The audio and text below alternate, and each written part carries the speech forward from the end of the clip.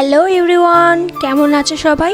আশা করছি সবাই খুব ভালো আছো আর আমিও বেশ ভালো আছি। টাইটেল আর থাম্বনেল দেখে তো বুঝেই গেছো এটা হচ্ছে মনসা পুজোর দিনের ব্লগ। তোমাদেরকে তো আগের একটা মিনি ব্লগে বলেইছিলাম যে আমাদের বাড়িতে ছোট করে একটা মনসা পুজো হয়, তোমরা চাইলে সেই ভিডিও আমি তোমাদের সাথে শেয়ার করব। সেই জন্য সকাল সকাল ঘুম থেকে উঠে আগে বিছানাটাকে গুছিয়ে নিলাম। আর এই কয়দিন না নিচেই ঘুমোচ্ছি, কেননা খুব গরম পড়েছে জানো তো। আর আমাদের ঘরে প্রচণ্ড গরম লাগে, খাটে মোটে শোয়াই যায় না, ওই জন্য নিচে শুই। আর দরজার সামনে এরকম কাপড় কেন রেখেছি জানো? কেননা দেখতেই তো পারছো আমাদের গ্রিলটা পুরোই ফাঁকা। এই জন্য সাপ তো বাদ দাও, আগে বিড়ালই ঢুকে যাবে ঘরে।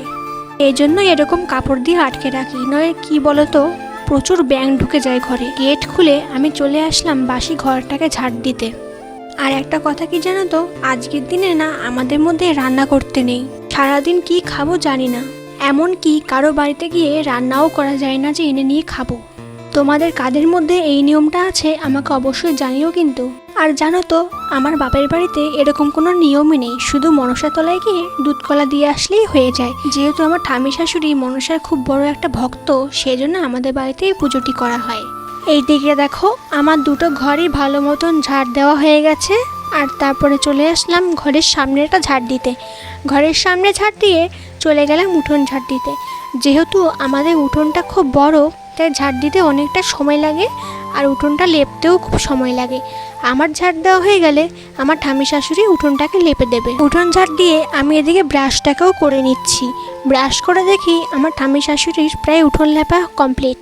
তারপরে আমি চলে আসলাম টিনের ঘরটাকে ভালো করে মুছতে।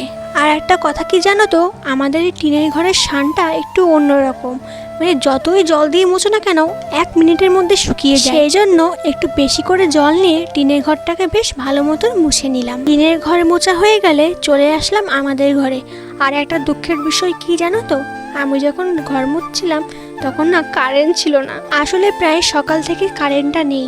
আর তোমরা তো জানোই কারেন্ট না থাকলে ঘর মুছতে কতটা অসুবিধা হয়, ঘর মোটে শুকোতেই চায় না। আর আমাদের ঘরের শানটা তো অনেক বছরের পুরনো, ওই জন্য এমনিতেও শুকোতে চায় না। তারপরে চলে আসলাম রান্নাঘরে। রান্নাঘরটাকেও বেশ ভালো করে ক্লিন করে নিচ্ছি। আর জানো তো আমাদের ঘরের শানটা প্রায় 25 বছর পুরনো শান, জন্য যখন বর্ষাকাল হয় শানের থেকে না জল ওঠে। সে যাই হোক, ঘর মুছে আমি একেবারে স্নান সেরে নিলাম। আর আজকে অনেকদিন পর শাড়ি পরলাম, যেহেতু বাড়িতে মনসা পুজো বলে কথা, শাড়ি না পরলে হয়।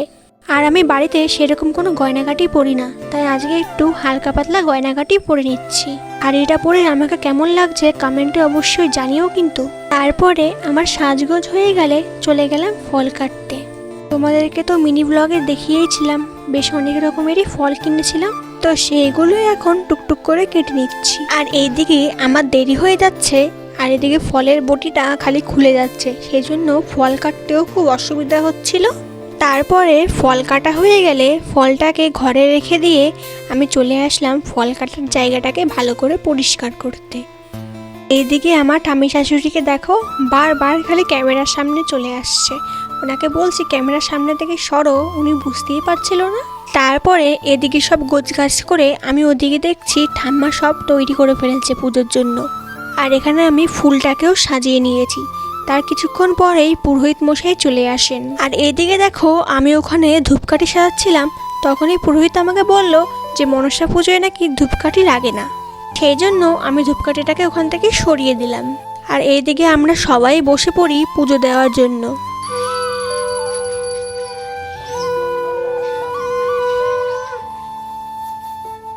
আর এইখানে আমাদের পুজোটাও কমপ্লিট হয়ে যায়। তো আমি এদিকে ঠাকুরকে একটু প্রণাম করে নিচ্ছি, আর মাও এদিকে প্রণাম করে নিচ্ছে। তারপরে চলে আসলাম খাওয়া দাওয়া করতে। বলেছিলাম না আমাদের মধ্যে রান্না করতে নেই, ওই জন্য মুড়ি দিয়ে দই দিয়ে মিষ্টি দিয়ে মাখিয়ে খেয়ে নিচ্ছি। তো চলো আজকের ভিডিও এইটুকুনি। ভালো লাগলে সাবস্ক্রাইব করে আমার এই ছোট্ট পরিবারের পাশে থেকে যেও। তো চলো টাটা, বাই বাই।